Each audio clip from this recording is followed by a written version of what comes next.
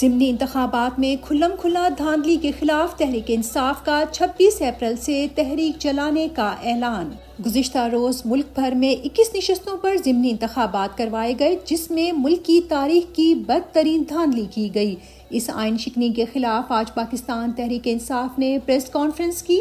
Press conference سے خطاب کرتے ہوئے اپوزیشن لیڈر عمر ایوب نے کہا، کل ہمارے سامنے گجرات میں 92 نیوز اور GNN نیوز چینلز کے کیمرہ مین اور رپورٹرز کو گھسیٹ کر جس طرح بے دردی سے پنجاب پولیس نے گرفتار کیا اور ان پر تشدد کیا۔ پوچھنے پر ہمیں بتایا گیا کہ پولیس کی وردی میں ایجنسیز کے لوگ پھر رہے ہیں، گرفتاریاں وہ لوگ کر رہے ہیں، درندگی اور لا قانونیت کی ہر حد پار کر چکے ہیں یہ لوگ۔ کل مجھے اور بیرسٹر گوہر کو پولیس کی جانب سے متعدد بار گرفتار کرنے کی کوشش کی گئی اور پولنگ اسٹیشن کے اندر ہمیں نہیں داخل ہونے دیا گیا۔ اسلام آباد ہائی کورٹ کے 6 ججز کی جانب سے لکھے گئے خط پر ابھی تک کوئی سنجیدہ رد عمل نہیں آیا۔ یہ بات واضح ہے کہ جس طرح خفیہ اداروں کے لوگوں نے اسلام آباد ہائی کورٹ کے ججز، لوئر جوڈیشری پر دباؤ ڈالا کہ آپ عمران خان، بشرا بی بی، شاہ محمود قریشی، چودھری پرویز الہی، ہماری خواتین جو قید ہیں، ان کے خلاف فیصلہ دیں۔ سنی اتحاد کونسل کے سربراہ صاحبزادہ حامد رضا نے کہا، ہم آئین و قانون کے اندر رہ کر پنجاب سے تحریک کا آغاز کرنے جا رہے ہیں۔ تحریک کے ذریعے کچے اور پکے کے ڈاکوؤں کا احتساب کریں گے۔ تحریک انصاف کا 26 اپریل بروز جمعہ کو پورے ملک میں صوبائی سیٹوں میں بعد نماز جمعہ احتجاج کا اعلان۔ خوف عمران میں مبتلا مخالف اپنا لبادہ پھاڑ کر دھاندلی پر اتر آیا، آئین شکنی کا سابقہ ریکارڈ توڑ دیا۔ 21 اپریل کو ملک بھر میں ضمنی انتخابات منعقد کیے گئے، مگر ان انتخابات میں سیٹیں جیتنے کے بجائے آئین شکنی اور دھاندلی کے ریکارڈ توڑنے کا مقابلہ ہوا۔ پولنگ سے قبل ہی پریزائڈنگ افسران سے فارم 45 پر دستخط کروائے گئے۔ دوران پولنگ عوام کو باہر روک کر اندر حکام بیلٹ پیپرز پر ٹھپے لگاتے رہے۔ ایک پریزائڈنگ آفیسر نے میڈیا سے گفتگو کرتے ہوئے کہا، وہ ظالم ہے، میں مجبور ہوں۔ پولنگ اسٹیشن کے پریزائڈنگ افسر کا لاچاری سے جواب۔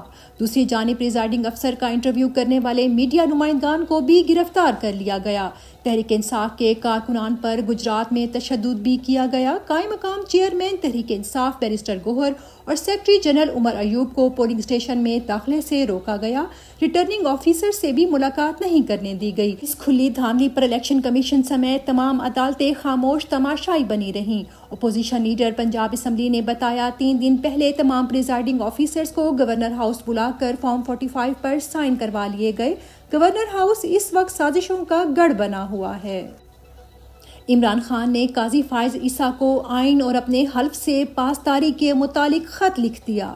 بانی چیئرمین پاکستان تحریک انصاف عمران خان نے چیف جسٹس آف پاکستان کو ایک مکتوب ارسال کیا ہے، جس میں پاکستان میں قانون کی حکمرانی اور آئین کی بالادستی کی تباہ کن کیفیت پر روشنی ڈالتے ہوئے انہوں نے چیف جسٹس کو ان کی دستوری ذمہ داریوں کا احساس دلوایا ہے۔ اس کے ساتھ ہی انہوں نے چیف جسٹس آف پاکستان کو اپنے حلف سے وفاداری نبھانے اور بانیان پاکستان کے اصول و اقدار اور آئین پاکستان کی بالادستی پر ایمان کے اپنے دعووں کی پاسداری کا پیغام بھجوایا ہے۔ سائفر کیس کی سماعت کل تک ملتوی۔ اسلام آباد ہائی کورٹ میں آج سائفر کیس میں سزاؤں کے خلاف اپیل پر سماعت ہوئی۔ کیا سائفر گائیڈ لائنز کا کتابچہ ٹرائل عدالت کے سامنے پیش کیا گیا تھا؟ چیف جسٹس عامر فاروق کا استفسار۔ دلائل دیے گئے تھے لیکن کاپی عدالت میں پیش نہیں کی گئی تھی۔ FIA prosecutor Hamid Ali Shah. عدالت نے دلائل سننے کے بعد مزید سماعت کل تک ملتوی کر دی۔ بشرا بی بی کو زہر دیا گیا، میڈیکل رپورٹ سے تصدیق ہو گئی۔ بانی چیئرمین عمران خان کی اہلیہ بشرا بی بی کا عدالتی حکم کے مطابق چیک اپ کروایا گیا۔ چیک اپ کی تفصیلات کے متعلق بیرسٹر گوہر نے اپنے ٹویٹ میں بتایا، بانی چیئرمین عمران خان کی محترمہ اہلیہ بشرا بی بی کے طبی معائنے کے دوران ان کی خوراک کی نالی اور نظام انہضام، خصوصاً معدے میں پائے جانے والے زخم، معدے میں تیزاب کی معمول سے زائد مقدار، تیز دھڑکن، بلند فشار خون اور خون کی نالیوں میں بندش وغیرہ کے بعد یہ ثابت ہوتا ہے کہ ان کی صحت کے حوالے سے ہمارے خدشات درست تھے، اور یہی نہیں کہ دوران قید ان کا ٹھیک سے قانون کے مطابق خیال نہیں رکھا گیا، بلکہ ان کے کھانے میں زہریلے تیزاب وغیرہ کی آمیزش کی گئی۔ یہ ہر لحاظ سے مجرمانہ، قابل مذمت اور ناقابل قبول ہے۔ جس کی شفاف تحقیقات ریاست کی ذمہ ہے۔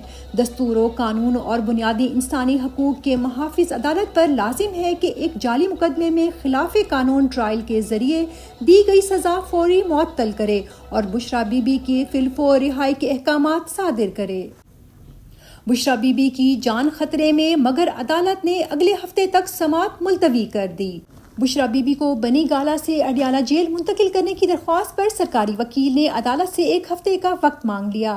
استدعا منظور اور سماعت آئندہ ہفتے تک ملتوی کر دی گئی۔ جسٹس میاں گل حسن اورنگزیب نے سرکاری وکیل کو مخاطب کرتے ہوئے کہا، آپ نے بشریٰ بی بی کو قید تنہائی میں رکھا ہوا ہے، یہ ایک طرح کا تشدد ہے۔ عدالتیں بھی مکمل بے بس، ججز کو اپنے احکامات پر عمل درآمد ہونے کا یقین نہیں۔ اسلام آباد ہائی کورٹ میں چودھری پرویز الہی کی درخواست پر سماعت ہوئی۔ پرویز الہی کی طبیعت بالکل ٹھیک نہیں، میں نے جیل میں ان سے ملاقات کی۔ پرویز الہی ویل چیئر پر مجھ سے ملنے آئے تو انہوں نے کہا میری طبیعت ٹھیک نہیں، کیسرا الہی۔ پرویز الہی کے وکلاء کا چودھری پرویز الہی کو ہاؤس اریسٹ کرنے کا مطالبہ، وکیل درخواست دائر کریں گے، سماعت 2 مئی تک ملتوی۔ جسٹس ارباب محمد طاہر کی تمام قانونی تقاضے پورے کرنے کی ہدایت، ریمارکس دیے یہ نہ ہو ہم آرڈر پاس کریں اور اس پر عمل نہ ہو۔ عالیہ حمزہ کے ساتھ جیل میں بدترین سلوک، شدید بیمار، صنم جاوید کو بھی 22 روزہ جسمانی ریمانڈ پر پولیس کے حوالے۔ عالیہ حمزہ سے آج عدالت میں ملاقات کرنے والے صحافیوں نے بتایا جیل میں عالیہ حمزہ کی صحت بہت زیادہ خراب ہے۔ آج جب وہ انسداد دہشت گردی عدالت پیش ہوئی تو ملیریا کے باعث ان کے جسم پر انفیکشن کے واضح اثرات موجود ہیں۔ عالیہ حمزہ کا کہنا ہے کہ انہیں ہر طرح کی اذیت دی جا رہی ہے لیکن وہ بیک فٹ پر نہیں جائیں گی۔ دوسری جانب آج انسداد دہشت گردی عدالت میں صنم جاوید خان کا 22 روزہ مسلسل جسمانی ریمانڈ ہونے پر صنم جاوید نے شیر کے ساتھ اپنا عزم بتایا، ستا کر دیکھ لے ظالم تیری طاقت جہاں تک ہے، ہمیں تو دیکھنا یہ ہے کہ تو ظالم کہاں تک ہے۔ میٹرک کا طالب علم گھر کا واحد سہارا، 1 سال سے فوجی قید میں مگر قاضی خاموش، بے گناہ فہد فہیم کی والدہ کی اپیل۔ فہیم میٹرک کا طالب علم ہے، پڑھائی کے ساتھ ساتھ اپنے والدین کا بوجھ بانٹنے کے لیے نوکری بھی کرتا تھا۔ تقریباً 1 سال سے بے گناہ فہیم ملٹری کی تحویل میں ہے۔ جب فہیم کو ملٹری تحویل میں دیا گیا اس وقت بڑے بھائی کو ہارٹ اٹیک ہوا تھا اور تب سے اب تک دل کی 3 بار سرجری ہو چکی ہے۔ پڑھائی کے حرج کے ساتھ ساتھ بیٹے کی جدائی میں والدہ کی صحت متاثر ہوئی ہے۔ بڑے بھائی کی بیماری کی وجہ سے گھر کے حالات متاثر ہوئے ہیں۔ ضعیف والدین رحم کی اپیل کرتے ہیں اور عدل کے لیے عدلیہ اور رب کائنات کی عدالت میں اپیل کرتے ہیں۔